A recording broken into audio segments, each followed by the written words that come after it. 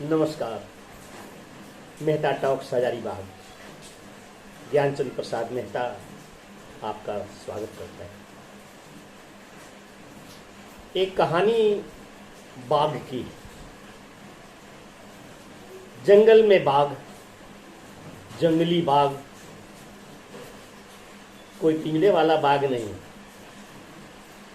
निर्भीक घूमने वाला आवारा किस्म का बाघ। जंगल में अनेक जानवर। सियार से एक दिन मुलाकात उनकी हो गई, गीदड़ से, और गीदड़ किसी भी प्रकार से मित्रता कर लिया बाघ से, या फिर मित्रता के जो भी कारण हो उनकी मित्रता हो गई। तो सियार ने सोचा, सब कुछ रह करके उसके साथ रह करके यह लाभ पाया कि बाघ जो भी शिकार करे तो जूठन जो छोड़ के चला जाए तो उसको खा करके वो हष्ट होने लगा और बड़ा खुश रहने लगा, और बड़ी आसानी से उसे शिकार, उसके पेट भी भरने लगे। छोड़ा हुआ शिकार भक्षण करने में क्या परिश्रम करना।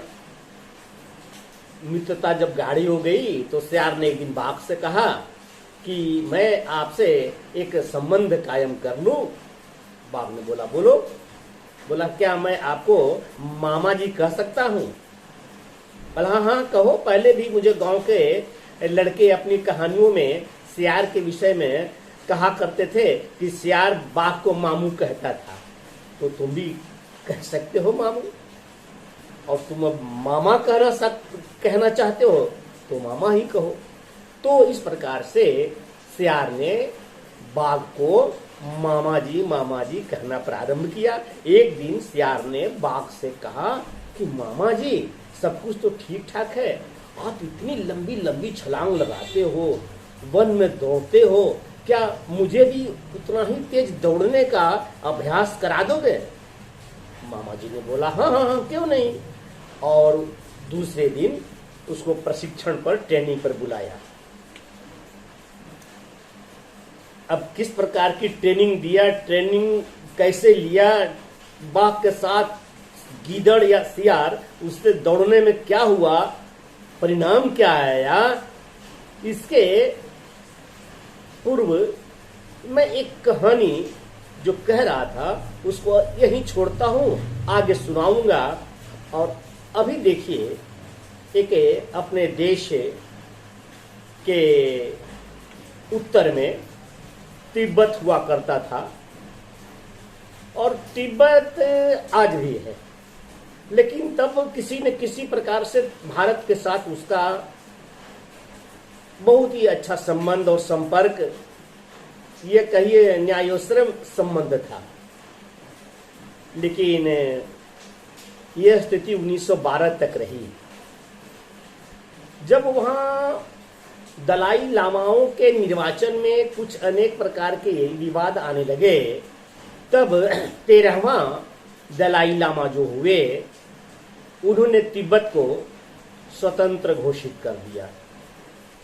किंतु दुनिया के किसी भी देश ने तिब्बत के स्वतंत्रता को स्वीकृति नहीं दी, और किसी के मान्यता के अभाव में वह ऐसे ही चलता रहा एक देश। लेकिन एने केने प्रकारेण 1950 में एक आपस में एक युद्ध जैसा हो गया था तिब्बत के साथ, और चीन की भूमि में रहने वाला एक और लामा थे, दलाई लामा, उनके साथ 1950 के उस संघर्ष में हस्तक्षेप कर दिया चीन, और चीन के हस्तक्षेप करने के बाद तिब्बत को उसने हथिया लिया। 1951 में एक संधि के अनुसार यह तिब्बत साम्यवादी चीन के प्रशासन का एक स्वतंत्र राज्य घोषित कर दिया गया। अब तो तिब्बत तो चला गया। आज उसी तिब्बत के क्षेत्र में, पठारी इलाके में, चीन के साथ पाकिस्तान मिलकर युद्धाभ्यास कर रहा है, युद्ध का अभ्यास। कहाँ चीन और कहाँ ये पिद्दी पाकिस्तान। खैर, उनके साथ मिलकर ये युद्धाभ्यास कर रहा है और ये युद्ध का अभ्यास हो रहा है लद्दाख के पूर्वी हिस्से में एक्चुअल लाइन ऑफ कंट्रोल के आसपास।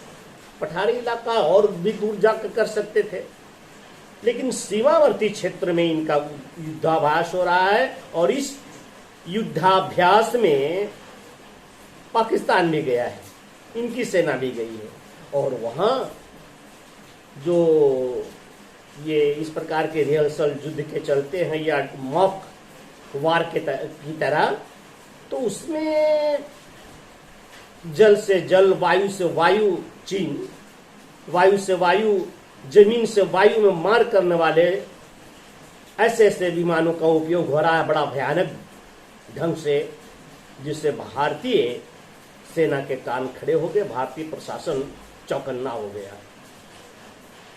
और उसने जब यह देखा कि इस युद्धाभ्यास में लड़ाकू विमान का उपयोग किया जा रहा है, जो युद्धाभ्यास में कतई प्रयोग किए जाने की आवश्यकता नहीं होती है, और वह भी आसमान में चक्कर मार के आ रहा है, जा रहा है, तब आनन फानन में इसके पाकिस्तान से लगे जो सीमा क्षेत्र है, इनका जो नियंत्रण रेखा है वहां पर, तथा जो एक्चुअल कंट्रोल लाइन है लद्दाख के पूर्वी क्षेत्र में, जो इसका तिब्बत आता है, ये नक्शे में देख लीजिए।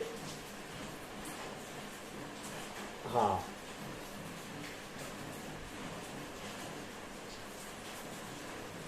इन कुछ नक्शों को आपने देखा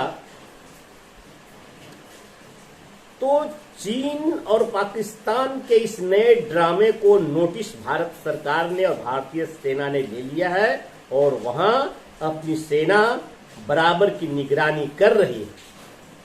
अब इनको कोई समय नहीं है युद्धाभ्यास करने का।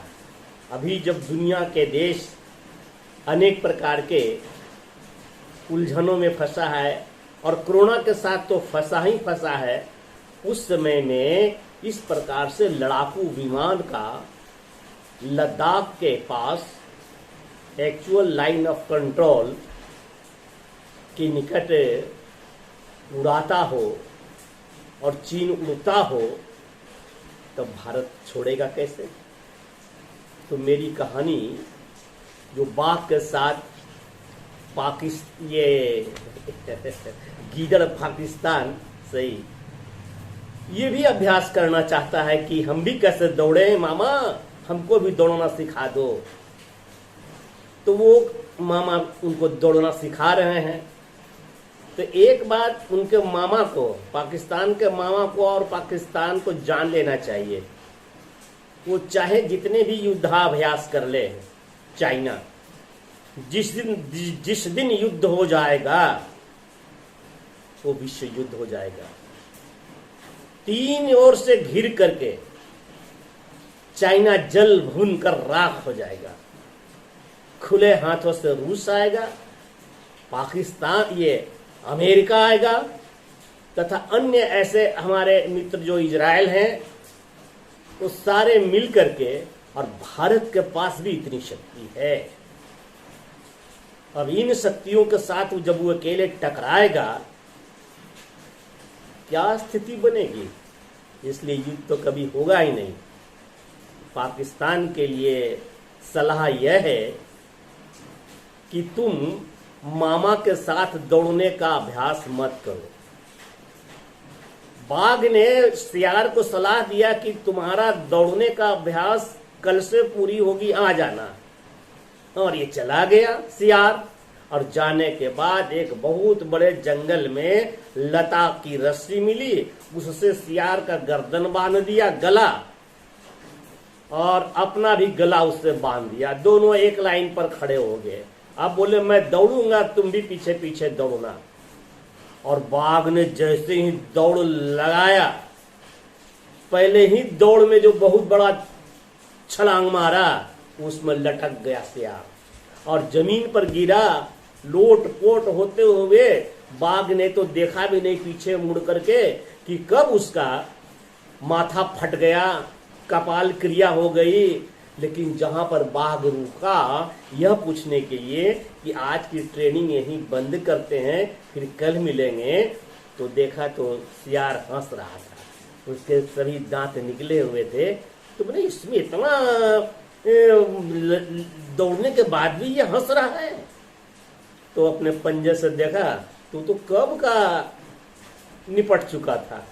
और इस प्रकार से भगवान को प्यारे हो गए, खुदा के दरबार में वह सियार पहुंच गया था। पाकिस्तान नेक सलाह है कि ज़्यादा नटखटपना मत करो, तुम जियो और अपने नागरिकों को जीने दो। धन्यवाद, नमस्कार, मैं विदा लूँ।